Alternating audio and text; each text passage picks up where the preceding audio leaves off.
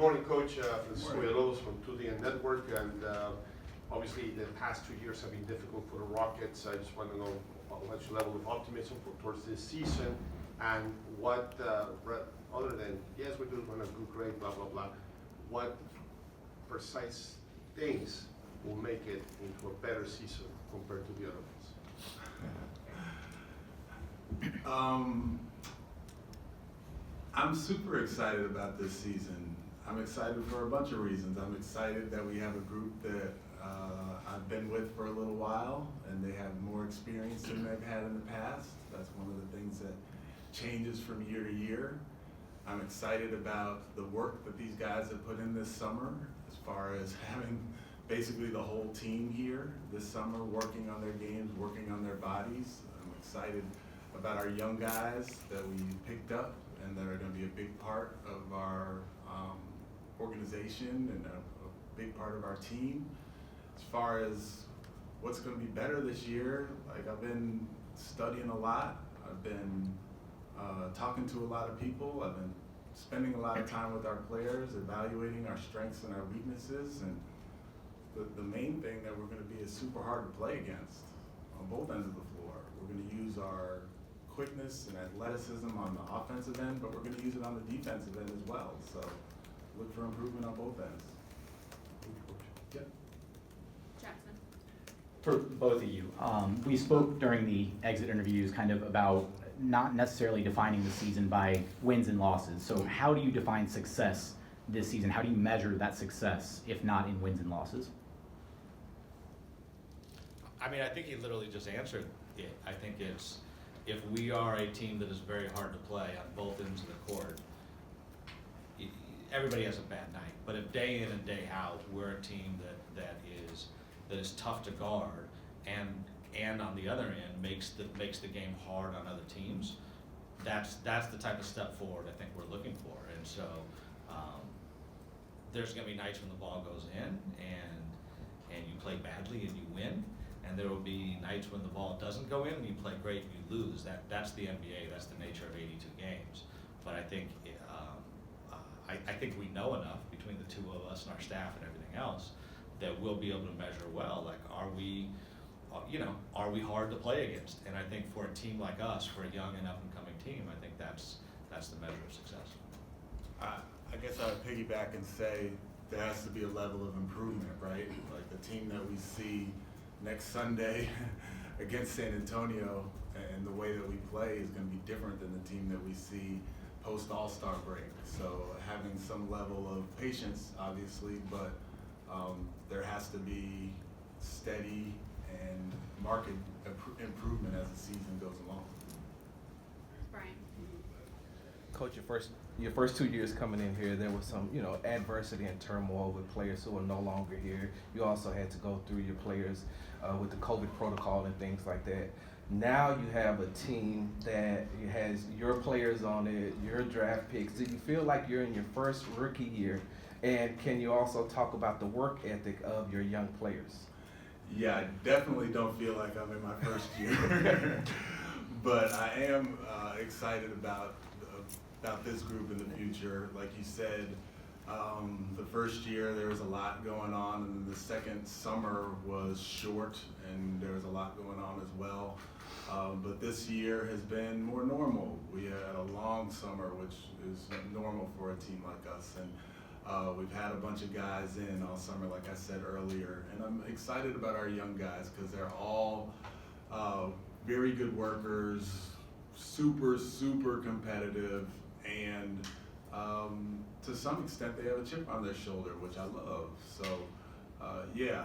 it's for sure different than year one and year two, and I get where you're going with that. But I might have a few more gray hairs because of those first couple of years.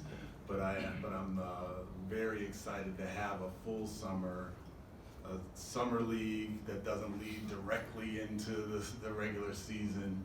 Having time to get to know these guys, for them to get to know me, for them to get to know each other, and use that summertime as a win where we bonded together and are preparing for the next step, which is training camp and preseason. Stephen, you mentioned success would be measured by being very hard to play against Yeah. and improving, developing. When you're making coaching decisions, particularly with a team with 8 first or second year players, do you evaluate that? What will help develop today? Or is it just what will show success on the scoreboard? No, And how do you balance those? Yeah, it's a fine line. It's a fine line to walk for sure. But I believe that if you play in a way that is difficult to play against, then you're building winning habits, right? And that's what we ultimately want to do, is build winning habits. There are going to be mistakes made, and we know that. But when it comes to the effort parts, as far as sprinting back in transition, sprinting in transition on the offensive end, going to the boards, being a better defensive rebounding team, making multiple efforts on the defensive end, that's not a talent thing. That is a culture thing that we're building, and we have the right guys to do it. So I'm excited about that, but I also know that mistakes happen, and we have to build and grow from those mistakes, but we don't want to dwell on those mistakes on a day-to-day basis. We need to learn from them and move on. So more specifically then, if you have the coaching decisions that every coach has, Yeah. this guy's ready to help win tonight's game, but development is something that you value. How do you do that balance? I mean, let me, Go ahead. our whole team is young. We have 14 guys. We have 14 guys Yeah. who are third year and under. So like, I think sometimes we arbitrarily decide that like this guy needs to be developed and this guy doesn't. Our whole team, I mean, other than Eric, our entire team should be improving on a daily basis. And so, so like, I don't think, I don't agree with your premise. David, Sterling, Boban, you have some veterans. Okay. We do have some veterans, but I think that I'm thinking more of the guys who kind of played the majority of the minutes last year. None of those guys played a lot of minutes for us last year, and so maybe something changes, but we have a lot of young players, and I think they're going to do well. Sorry, I shouldn't have jumped in, but I'm like, it's our whole team. Whatever works. For the guys that were here last year in their first year, Jalen, Alpi, Josh, Usman, where do you typically see where do you see the biggest jump from year 1 to year 2? Other than the obvious everything, where do you see the jump from year 1 to year 2? individually, Yeah, just in terms of their growth cycle, what are the areas that you see them getting better at, or that they need to get better at? yeah, so experience is the best teacher. So those guys going through what they went through last year was huge. The experience that Jalen had as far as starting the season off slow and improving to the point where he was really, really good towards the end of the season. He carried that into the summer, got stronger, kept working at his game, and yeah, we'll see a second-year version of Jalen Green, which is not the best that he'll be, but it'll be, better than he was at the beginning of last season, which is huge for us. Usman, what he did in Spain this year is important. He did a great job leading that team to a championship. And if you saw the games and saw what he did as far as his rebounding and his passing and his effort, that is an experience that he didn't necessarily have last year that will propel him into this year as far as his confidence in his play. Alpi, same thing. He had a very good summer, played for Turkey. Started off a little bit slow, but he was someone that they really depended on. And again, another confidence builder for him. It's going to be a different role for him this year. He's going to play more minutes. He's going to be playing against starting centers and all that. And there's going to be, that next step is a hard step that he's going to have to deal with. But it kind of is what it is. And then Josh is another one, kind of in the same way that Jalen. First of all, Josh wasn't even in my thoughts as being in the rotation last year, and he just kind of bullied his way into the rotation and stayed in the rotation because of his hard work and his energy that he brings to the game. And he's another one who's been in the gym all summer, so we should see a more experienced group of 5 guys. I don't think I even spoke to Nick's, where he's been in the gym all summer and has had some really good moments as far as playing with his teammates in the summer league, and then showing some of the gifts that he has as far as his size and his passing and his physicality.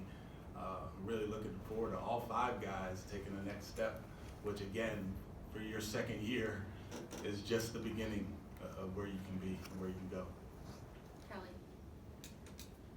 Steven, this time last year, you talked about bringing the guys along kind of slowly, like a simplified form of the offense. Now, is it almost easier going into this year with having guys that have been through it for a year already, now have to bring out guys like Jabari and Tai and Tarek? Yeah, it's definitely easier. Talking to Jalen's like, are we still doing the same stuff we did at the end of last year? Like, yes, we are. We're gonna play to his strengths for sure, and Scoot's strengths as well, and then everybody's strengths, Alpy and the guys who we had last year. So yeah, we can go a little bit quicker this year. We can tinker with some of the things that we did last year, but I think the main thing going into this year as opposed to last year, and Rafael said it, is last year we didn't really know what we were getting with a lot of these guys, and coming into this year we have a much better feel because they had the experience of last year to kind of build on and grow from. Adam. Is everyone healthy? I mean, Marquise Chris is not, but everybody else is. And then Steven, what are some things that you feel like you can do with Jalen now that maybe you couldn't do with him last year? That's a good question. I think it's more of the same. It's getting him out in transition. It's getting him in situations where he's playing downhill. It's helping him make quicker decisions with better spacing. And that's one of the things that I've been talking a lot to my staff about is our spacing, because we're going to need room for these guys to be able to play. So him being able to play in space is going to be super important. But the buy-in on the defensive end is going to be a big one for him because he is so long and he's so quick. And last year as a group, we weren't as good as I wanted us to be defensively. So his buy-in and his ability to make multiple efforts, which he's so gifted at, has to be at the forefront for not just him but the whole group. Christy. Steven, you've talked a lot about embracing the teaching aspect Yeah. of this job when you have such a young team. After seeing how Jalen was able to improve from the beginning of last season to the end, now that you have another high draft pick in Jabari, are you looking forward to teaching him and seeing how he can develop in his first year? Yeah, I'm very confident in my ability to teach and help young guys get better. That's kind of what I've done my whole career. So I'm confident in that, and the improvement that we saw from Jalen. Obviously, it wasn't just me. John Lucas has a huge part in our development and the development of guys. But yeah, for Jabari, I think the main thing for Jabari that everybody needs to know is he is such a gifted defensive player. Now. So harping on what he does offensively and some of the shots that he makes or misses, or where he is on the floor and the opportunities that he gets and all that, we'll teach him that, and he'll grow into that and he'll learn that. But him as a defender is what I'm so excited about, and that's the thing that I'm really hone in on him with, because as I said in our meeting the last time we were all together last year at the end of the season, that our defense needs to be better, and he's a big piece to that. Michael. Stephen, you mentioned how you had a strong showing at those summer workouts. In your experience, how rare is the kind of attendance you had, and do you think that can make a tangible difference early in the regular season? It's super rare. I mean, I've never seen it like this before, where you've had basically the whole team in, and you have to do your best to schedule so guys are getting what they need, and we're following rules and whatnot. But yeah, it can transfer in a few ways. It can transfer as far as the connection that the guys have with each other. It can transfer as far as the connection that they have with me. And Rafael and I spend a lot of time with these guys, and we don't have that time usually during the season. So to have it in the off season really helps us build our culture as a group. And I always say the culture is the people, and we have a really good group of guys in the locker room, but it takes, you know, us to kind of foster it and water it and help it grow. Brian. Rafael, a lot of names have come up, but Kevin Porter Jr., in terms of his growth, his maturation, his development, where do things stand with him? What has the organization seen in the last few months? And the second part of that is what are the possibilities of, you know, potentially extending him before you get into the season or around that time?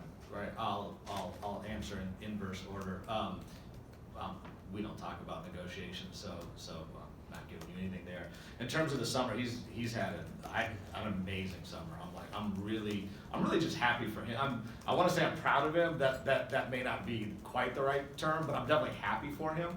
I know, you know, we talked in our exit meetings about the type of summer he wanted to have, and he really did have it. He's been our most consistent guy in terms of getting into the gym every day. And as Steven said, everybody's been here every day. So it really says something that he's been here more than everybody else, or at least as much. And he's really just built really good habits. He seems like he's in a really happy place, and I'm happy for him. And it's not over. And you know, it's not like a good 3 months is what he's looking to have. He's looking to have a super productive and enjoyable rest of his life, which is at some level what we're all trying to do. But he's had a really good summer, and I'm excited to see how it takes him through camp and through the regular season. Last one, Chancellor. Steven, I have a fill in the blank for you. You can use any word or Uh-oh. adjective you want. A quick explanation why. This year, the Houston Rockets will be what? Any adjective or word. Can I say hard to play against? Because that's my thing. We are going to be it's not going to be an easy night coming in here playing against the Rockets. And it's funny because talking to coaches at the end of last season and then at the head coaches meeting a couple weeks ago in Chicago, that was one of the things that they said about our young guys. It's like, man, we knew that we were going to have to bring it because your kids don't stop. And this year, we'll add some guys to that. We'll have Eric be a part of that, and Boban and our vets. But yeah, we're going to be a super hard team to play against on both ends of the floor. Competitive. Thank I you. like competitive. Thank you.